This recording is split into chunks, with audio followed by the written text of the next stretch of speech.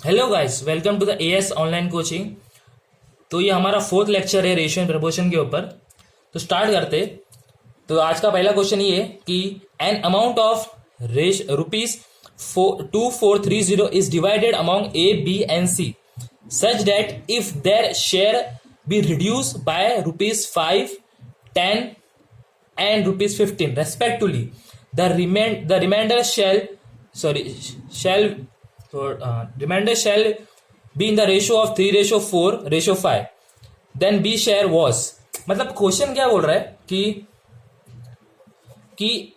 एक अमाउंट है 2430, वो डिवाइड हुआ है ए बी और सी के बीच में। तो जब डिवाइड हुआ है ना, रिसीव करने के टाइम पे ए को ₹5 कम मिले हैं, बी को ₹10 कम मिले और सी को ₹15 कम मिले। और जो कम मिले वो उनका रेशो यहां पे दिया है 3:4:5 कम मिलने के बाद का रेशो है। तो उसके बाद क्वेश्चन क्या बोलता है कि बी का शेयर क्या है ये बताओ। ओके, तो ये तो है 3:4:5। ये तो क्या है, जब कम मिले लोग को ₹5, ₹10, ₹15, ये तभी का रेशो है।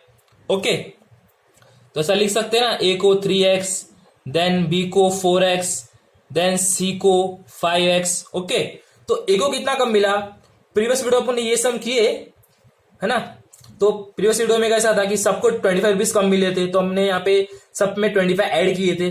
बट ये सम में कैसा है कि ए को ₹5 कम मिले, तो यहाँ पे क्या आएगा 3x + 5।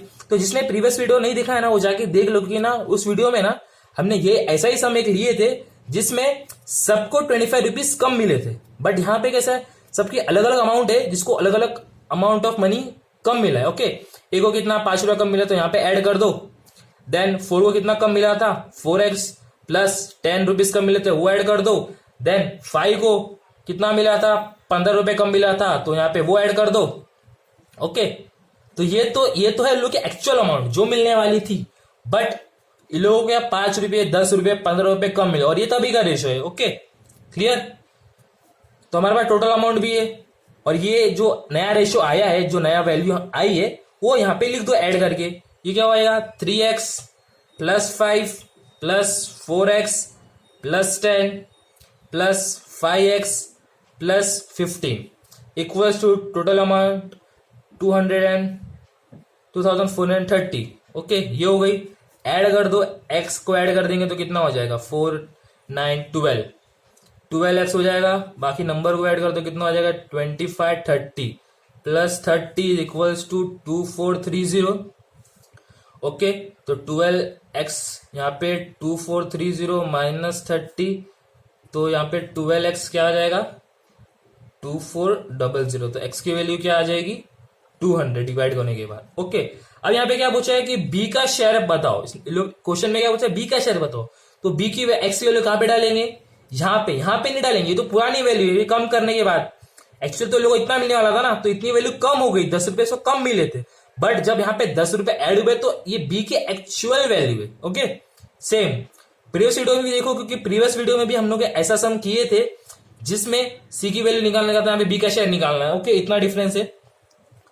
ओके, तो यहाँ पे क्या बोला है कि बी का शेयर निकालना है। तो बी का शेयर क्या है यहाँ पे 4x + 10, तो 4 × 200 + 10, तो बी का शेयर क्या बनेगा 810। मल्टीप्लाई कर दो, ये हो जाएगा 800, 800 + 10 810, तो ये हो जाएगा बी का शेयर। ओके, जहां पे पुट करेंगे ना तो आंसर तो आ ही जाएगा, लेकिन कैसा है कि आंसर रॉन्ग रहेगा। ऑप्शन में आपको दिखेगा कि एफ टिक है, कि हाँ दिख गया आंसर, लेकिन ये आंसर टिक करेंगे रॉन्ग हो जाएगा। बट हमें क्या एक्चुअल बी का जो शेयर है ना, वो निकालना है। ये तो अमाउंट कम करने के बाद का रेशो है। ओके, बट एक्चुअल अमाउंट तो लोगों को इतनी मिलने वाली थी ना, कि इसको ₹5 कम मिले ए को, देन बी को ₹10 कम मिले, देन सी को ₹15 कम मिले। ओके, तो जो भी वैल्यू आएगी वो एक्चुअल जो निकाले ना, जो कम मिला है, उसको ऐड करने के बाद ही अपने को बी का शेयर मिलेगा। Okay, clear. नेक्स्ट क्वेश्चन पे आते हैं। ₹5625 are divided among A B C so that A receive half as much as B and C। मतलब कि एक अमाउंट है जो 5625 है, और वो जो अमाउंट है ना, तीन तीनों में डिवाइड हुआ है कि A B and C. Okay, तो क्वेश्चन क्या बोल रहा है कि A receive half as much as B and C, मतलब ए को जो अमाउंट मिला है ना वो बी और सी का मिला के जो आधा करेंगे ना वो अमाउंट ए को मिला है, ये मतलब है क्वेश्चन का। Okay, and B receive 1/4 as much as A and C, तो बी को कितना मिला है, ए और सी का 1/4। ओके, तो यहां पे क्या बोला है, find the sum of A and B share. Okay, तो ए का और बी का शेयर क्या है वो निकालना है हमें। क्लियर? अब यहाँ पे तो रेशियो ऐसा, यहाँ पे रेशियो दिखाई नहीं तो बोल नहीं सकते रेशियो का सम नहीं, रेशियो के सम ऐसे भी आते, तो इसलिए मैंने ये सम बीच में लिया क्या, ताकि क्लियर हो कि इसमें रेशियो नहीं है तो क्या लगेगा कि रेशियो प्रोपोर्शन का सम है नहीं, बट एक्चुअल में रेशियो प्रोपोर्शन का सम है, इसलिए मैंने इसको बीच में लिया कि ताकि क्लियर हो ये कॉन्सेप्ट भी। ओके, तो इसको पहले सॉल्व कर लेते, 2a को इस तरफ ले लेते, 2a equals to B plus C. Okay, और इसको भी ले लेते हैं यहाँ पे 4b equals to a plus C. Okay, clear? आपके पास टोटल तो ए बी सी के में कितना डिवाइड होने वाला था शेयर, है ना, तो तीनों में डिवाइड इतना हुआ ना 5625। Okay, clear? अभी क्या करेंगे मालूम है आपको, ए की जगह पे ए को रहने दो, बी प्लस सी का तो अपने पास इक्वेशन बना है ना, बी प्लस सी का इक्वेशन है हमारे पास 2a, तो यहां पे लिख दो 2a इक्वल्स टू 5625, ऐड कर दो, ये हो जाएगा 3a हो जाएगा 5625, डिवाइड कर दो 3 से इसको, तो क्या हो जाएगा 1875। सिंपल, ए का शेयर मिल गया। सेम बी के लिए भी सेम करो प्रोसेस, पता है हमें तीनों में कितना डिवाइड होने वाला था, बी प्लस सी, ए प्लस बी प्लस सी में क्या होने वाला था 5625 अमाउंट डिवाइड होने वाला था।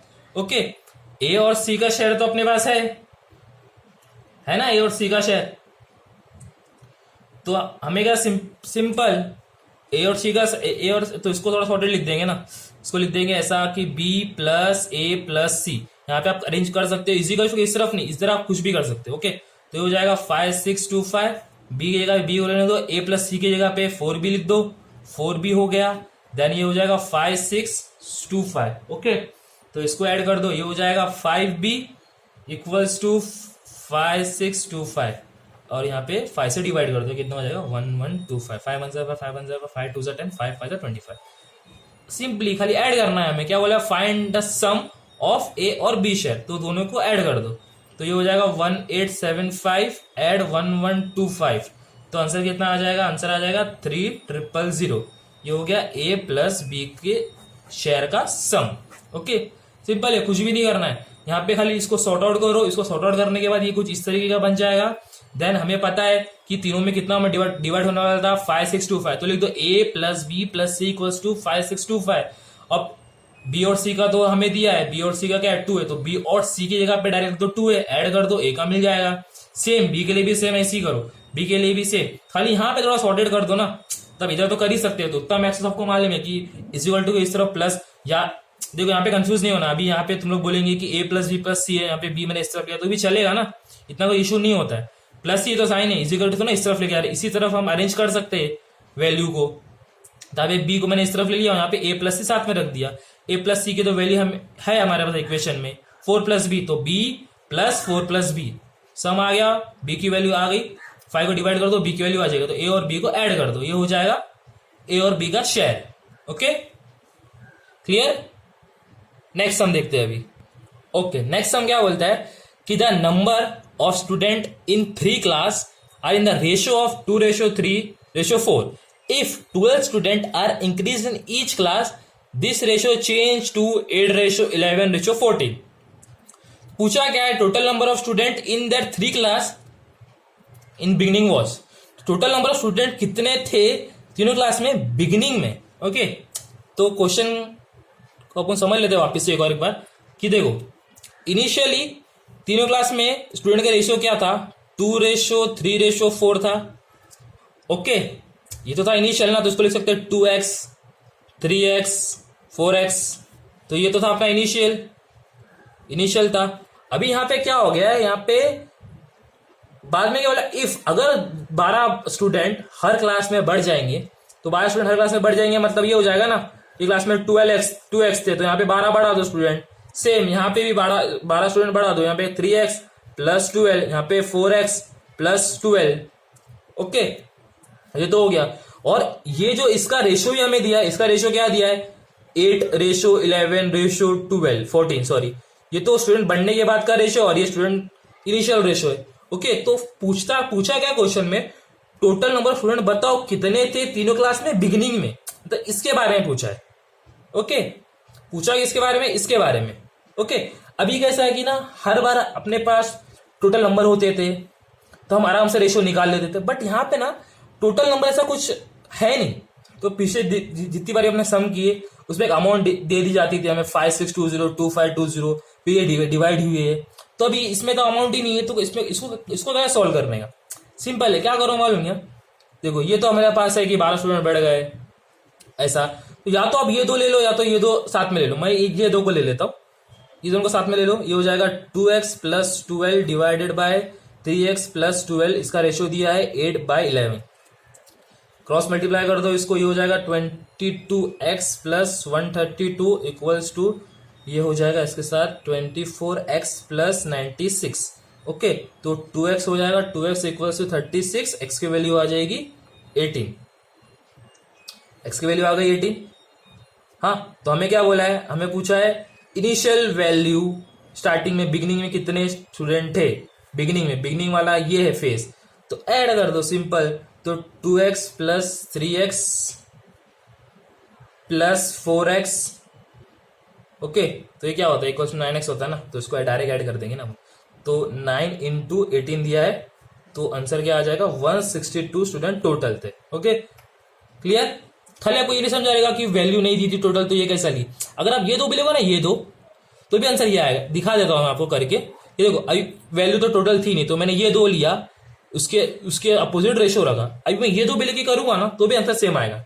दिखा देता हूँ, समझो अभी मैं ना ये दो लेता हूँ इसमें इधर। ओके, तो ये क्या हो जाएगा, 3x plus 12 upon 4x plus 12 equals to 11/14, इसका रेशियो लिया 11/14। ये दो जब लिया था तो 8/11 लिया था, अब ये दो लिया हो तो 11/14 लेना पड़ेगा। सेम इसको इससे मल्टीप्लाई, इसको इससे मल्टीप्लाई कर दो, तो हो जाएगा 42x प्लस 168 इक्वल्स टू, ये हो जाएगा 44x प्लस ये कितना हो जाएगा, ये हो जाएगा 192 हो जाएगा शायद, क्या 132 हो जाएगा, ये हो जाएगा 132। ओके, तो सिंपल है, इसको भी यहाँ पे थोड़ा सॉर्टेड कर देंगे अपन, तो ये हो जाएगा 2x हो जाएगा यहाँ पे, ये हो जाएगा 36, x की वैल्यू आ जाएगी 18, x की वैल्यू आ गई 18। अभी यहाँ पे फिर इनिशियल पूछा है, इनिशियल फेज सबको ऐड कर देने का, यहाँ पे क्या हो जाएगा, 2x plus 3x plus 4x equals to कितना था, 9x था ना, हाँ 9x, तो 9 में ये वैल्यू इनटू 162। सिंपल, या तो आप ये दो लो या तो ये दो लो, आंसर सेम आना है। तो मैंने ये दो लेके भी बताया आपको 162 आता है, ये दो लेके बताया 162 आता है। सिंपल, मेरे ख्याल से डाउट खाली आपको इधर ही होगा क्योंकि टोटल दिया नहीं था, हमने टोटल को बनाया है ये दो वैल्यू लेके इस तरफ से। आप चाहे तो ये दो भी ले सकते हो, ये दो से भी आंसर सेम आता है, कुछ टेंशन नहीं। खाली ये पार्ट को थोड़ा सा ध्यान से देखना है, बाकी नीचे का तो आपको पता है, पीछे हम यही करते आ रहे, सिंपल है। ओके, तो एक और सम देखते हैं, थोड़ा ट्रिकी है ये, थोड़ा ट्रिकी है, थोड़ा डिफिकल्ट है, इसको अंडरस्टैंडिंग इसके समझ, इस सम के लिए थोड़ी अंडरस्टैंडिंग ज्यादा चाहिए। ओके, तो आ जाते हैं, क्वेश्चन क्या बोलता है, one entire earth the ratio between land and water is 1/2, है ना। At northern hemisphere the ratio is 2/3, what will be the ratio of land in southern hemisphere. Okay, तो क्वेश्चन क्या बोला है, सिंपल है, क्या बोला है, वन एंटायर अर्थ, एक अर्थ है, उसका रेशियो है ना बिटवीन लैंड एंड वाटर, उसका दिया है 1/2, मतलब एक एज्यूम कर लो कि एक अर्थ है, पूरा अर्थ, तो पूरे अर्थ का ना लैंड एंड वाटर का जो रेशियो है ना वो कुछ 1/2 क्वेश्चन ने बताया। Okay, and at the northern hemisphere the ratio is 2:3, है ना। तो क्या है कि ना अर्थ को दो हिस्से में डिवाइड कर दिया, दो पार्ट में, तो ये नॉर्दर्न पार्ट हो गया और ये साउदर्न पार्ट हो गया। तो नॉर्दर्न हेमिस्फीयर में ना लैंड एंड वाटर का जो रेशियो है वो दिया है कि 2:3 है। तो क्या पूछा है कि तो साउदर्न हेमस्फीयर में कितना रहेगा लैंड एंड वाटर, ये पूछा है क्वेश्चन एक्चुअल में कि लैंड साउदर्न हेमस्फीयर में लैंड एंड वाटर का रेशियो कितना रहेगा। ओके, तो ऐसा कर सकते हैं क्या, अपने पास तो पूरा लैंड का रेशियो है लैंड एंड वाटर का, तो पूरे लैंड एंड वाटर में से नॉर्दर्न निकालेंगे, साउदर्न मिल जाएगा। ओके, हाँ वैसे ही करना है, एकदम सिंपल है, वैसे ही करना है कि रेशियो तो हमें पूरा लैंड एंड वाटर का दिया है। ओके, और नॉर्थर्न हेमस्फेयर का तो लैंड एंड वाटर दिया है, तो साउदर्न का तो इसको इससे माइनस करके निकल जाएगा ना। ओके, निकल जाएगा, सिंपल। ये मत लिखना है कि जितना हाफ है तो ये 2/3 तो ये भी 2/3 रहेगा, नहीं नहीं, हाफ है ना, बट एक्चुअल तो डिस्ट्रीब्यूशन नहीं मालूम कितना है, वो जानना है हमें। ओके, तो आते हैं क्वेश्चन की तरफ अपने। ओके, तो देखो अपने पास ना लैंड का रेशियो दिया है, लैंड का रेशियो क्या है x, देन वाटर का रेशियो क्या है 2x। ओके, जब टोटल करेंगे तो क्या होगा 3x। ये जो 3x है पूरा वर्ल्ड में लैंड एंड वाटर का है, तो अगर डिवाइड करेंगे तो ये 3x हाफ इधर आएगा नॉर्थर्न में, और 3x/2 हाफ आएगा साउथर्न में, बराबर। बट ये इन्फॉर्मेशन किसी काम की तो है नहीं ना हमारे को, कि हमें क्या चाहिए, एग्जैक्ट चाहिए लैंड एंड वाटर का। तो ये तो पूरा बताया है कि हाँ ये 3x है पूरा लैंड एंड वाटर का, तो हाफ तो नॉर्थर्न का रहेगा, हाफ साउथर्न का रहेगा, लेकिन हमें एग्जैक्ट वैल्यू चाहिए, रेशियो चाहिए कि लैंड और वाटर का क्या रेशियो होगा, ये हमें जानना है। ओके, देखो सिंपल है, पहले अपना नॉर्थर्न वाला देखते क्या है। ओके, देखो नॉर्थर्न में ना, देखो मेरे पास टोटल होता था, टोटल में से लैंड एंड वाटर का अभी देखो यहाँ पे अगर लैंड एंड वाटर का एग्जैक्ट वैल्यू, ये तो वैल्यू नहीं है, तो मालूम है डिस्ट्रीब्यूशन है, अगर इसकी वैल्यू एग्जैक्ट मालूम पड़ गई ना तो इसकी मालूम पड़ जाएगी। तो टोटल अपने पास है, टोटल में से अपन लैंड एंड वाटर का निकाल लेंगे, पहला नॉर्थर्न हेमस्फीयर का। ओके, तो पहले आते हैं लैंड। अभी अपने को क्या लैंड का चाहिए, तो जो लैंड का है वो क्या आएगा यहाँ पे x है ना। नॉर्थर्न हेमस्फीयर में लैंड का क्या है 2, तो यहाँ पे आएगा 2x है ना, और बाकी तो रेशियो को ऐड ही करना है। लैंड एंड वाटर का तो रेशियो दिया है ना नॉर्थर्न हेमस्फीयर में, तो यहाँ पे आएगा 5 इंटू ये हो जाएगा 3x/2 है ना। ये तो फुल था 3x इसका, बट अपन नॉर्थर्न देख रहे हैं, नॉर्थर्न में लैंड एंड वाटर, लैंड का देखेंगे तो यहाँ पे 2x बाय यहाँ पे रेशियो को ऐड कर दिए, जैसा बताया था अगर एक का वैल्यू निकाला तो रेशियो को ऐड करना पड़ेगा, शॉर्टकट ट्रिक्स अपनी वो वाली। यहाँ पे 5 आ गया इंटू, यहाँ पे मालूम है अपने को पूरा पार्ट का जो नॉर्थर्न हेमस्फीयर का जो पार्ट है वो 3x/2 है, टोटल तो पूरे वर्ल्ड में एंटायर अर्थ का 3x है, बट उसको डिवाइड करेंगे नॉर्थर्न और साउथर्न में तो क्या आएगा 3x/2, यहाँ पे आएगा 3x/2। ओके, तो ये हो गया। अभी इससे क्या ये 2 को कैंसिल कर देंगे, 2 कैंसिल करने के बाद यहाँ पे क्या आ जाएगा, यहाँ पे आएगा 3x/5। ये मिल गया अपने को नॉर्थर्न का लैंड के ऊपर। ओके, हाँ अभी अपन फाइंड करते हैं वाटर का। वाटर में भी सेम, वाटर का चाहिए तो वाटर की रेशियो ऊपर आएगा 3/5 इंटू 3x/2। ओके, 3x/2, तो यहाँ पे मल्टीप्लाई हो जाएगा डायरेक्ट, ये क्या हो जाएगा, ये हो जाएगा 9x/10 है ना। तो ये क्या मिला, ये मिला अपने को नॉर्दर्न का वाटर के ऊपर जो है वो वैल्यू मिली। ओके, ये तो मिल गया नॉर्थर्न का वाटर और लैंड। अभी अपने को क्या चाहिए, साउथर्न हेमस्फीयर का चाहिए। टोटल तो अपने पास मालूम पड़ेगा एग्जैक्ट वैल्यू की, भाई लैंड का ये है, वाटर का ये है। तो अभी मेरे को लैंड का अगर चाहिए साउथर्न हेमस्फीयर का, तो मैं लैंड में से पूरा जो है रेशो अर्थ का, उसमें से अगर मैं इसको माइनस कर दूं लैंड का, तो इसका लैंड का ही मिल जाएगा, और पूरे वर्ल्ड के वाटर में से इसका ये माइनस कर दूं तो मेरे को वाटर का ही मिल जाएगा। ओके, तो ठीक है, फिर करते हैं स्टार्ट। तो अभी यहां से अपन करेंगे साउथर्न हेमस्फीयर के ऊपर। तो ये लैंड इक्वल्स टू पूरे वर्ल्ड का लैंड का रेशियो क्या है 1, मतलब x माइनस अभी नॉर्थर्न हेमस्फीयर का लैंड का क्या मिला वैल्यू अपने को, मिला 3x/5। ओके, 3x/5 मिला। अब यहाँ पे तो एलसीएम ले लो, 5 से मल्टीप्लाई कर तो ये हो जाएगा 5x minus 3x, denominator common कर दिया तो मालूम रहेगा ना एलसीएम। ये हो गया 5 यहाँ पे, और यहाँ पे 10। ओके, तो ये हो जाएगा 2x/5। ये तो मिल गया अपने को लैंड का। ओके, अभी यहाँ पे आते वाटर का। वाटर का लेते, वाटर में से क्या पूरे वर्ल्ड का, पूरा अर्थ का वाटर का रेशियो है 2 में से माइनस करेंगे वाटर का जो यहाँ पे नॉर्थर्न हेमस्फीयर की वैल्यू मिली, क्या है 9x/10 2 का मतलब 2x, ओके। 9x बाय 10, तो ये क्या हो जाएगा 20x minus 9x upon 10, denominator common ले लिया, ऊपर मल्टीप्लाई कर दिया, ऊपर नीचे मल्टीप्लाई कर दिया 10 से इधर, तो डिनोमिनेटर कॉमन हो गया। उसके बाद यहाँ पे क्या आएगा, यहाँ पे आ जाएगा 11x बाय 10, ओके। ये तो अपने को मिल गए land and water, but question क्या बोला है कि हमें चाहिए रेशो में चाहिए लैंड एंड वाटर को, ओके। एक्चुअल में क्या है कि क्वेश्चन क्या बोला है कि मेरे को रेशो में चाहिए लैंड एंड वाटर, ओके, एकदम रेशो में चाहिए उसको।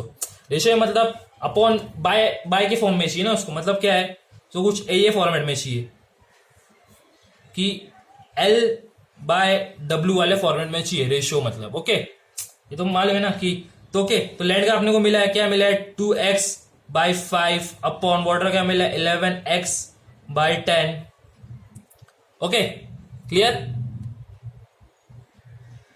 है ना। ये रेशियो तो अपने को मिला है ना, 2x by 5 upon 11x by 10। तो आपको मालूम है ना कि ये जो 10 है यहाँ पे डिवाइड में यहाँ पे आएगा मल्टीप्लाई आएगा, और ये जो 5 जो डिवाइड में यहाँ पे आएगा मल्टीप्लाई, मतलब सिंपली यही हो, कैसा आएगा बता दो। ये हो जाएगा 2x by 5 into 10 upon 11x। तो ये क्या हो जाएगा, यहाँ से x कैंसिल, 5 1 जा 5 2 जा, तो ये क्या बनेगा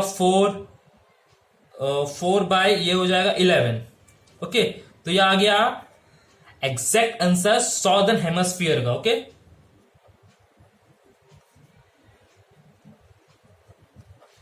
ओके ये थोड़ा ट्रिकी क्वेश्चन है, तो आपको ध्यान से समझना पड़ेगा। चाहिए तो एक बार और ओवरव्यू बता देता हूं मैं कि देखो, पहला क्या था, सबसे पहला क्या था कि हमें पूरा अर्थ का लैंड एंड वाटर का रेशियो दिया था 1:2, ओके। और उसी में भी क्या बोला है कि नॉर्दर्न हेमस्फीयर का लैंड एंड वाटर का रेशियो क्या था 2:3, ओके। तो लैंड एंड वाटर को जब अपन प्लस कर देंगे ना, तो पूरा अर्थ का रेशियो मिलेगा अपने को। तो स्पेसिफिक लैंड एंड रेशियो का था ना, इसको ऐड कर दिया तो क्या होगा 3x हो गया पूरे अर्थ का रेशियो, ओके। उसको अपन दो पार्ट में डिवाइड किए, northern and southern hemisphere, okay. तो अगर 3x पूरे अर्थ का है, नॉर्दर्न कितना होगा 3x बाय 2 होगा, और सॉदर्न कितना होगा, सॉदर्न हेमस्फीयर का होगा 3x बाय 2, ओके। ये तो हो गया क्लियर। तो अभी हम क्या करेंगे कि देखो हमारे पास लैंड एंड वाटर का खाली रेशियो है, अगर इसकी वैल्यू मालूम पड़ जाएगी ना तो इजीली ये भी मालूम पड़ेगा। तो इसलिए क्या किया हमने कि नॉर्थर्न हेमस्फीयर का लिए लैंड के ऊपर बराबर। अभी टोटल तो अपने पास टोटल तो मालूम पड़ेगा, नॉर्थ का अर्थ का पूरा रेशियो क्या है, अर्थ का 3x बाय 2 है, ओके। तो अगर लैंड का निकालना था हमें तो 2 लिए और ऐड कर दी रेशियो को 2x bye 5 into 3x bye 2, इससे मिल गया लैंड का नॉर्दर्न हेमस्फीयर। अब आया वाटर के लिए भी सेम लिए 3 लिए, अपॉन में रेशियो को ऐड कर दिए इंटू 3x बाय 2। ये था नॉर्थर्न हेमस्फीयर का टोटल, ये साउथर्न हेमस्फीयर का टोटल, और ये पूरे अर्थ का टोटल, ओके। ये हो गया, इससे वाटर का मिल गया नॉर्थर्न हेमस्फीयर, क्लियर हो गया। अभी हम क्या करेंगे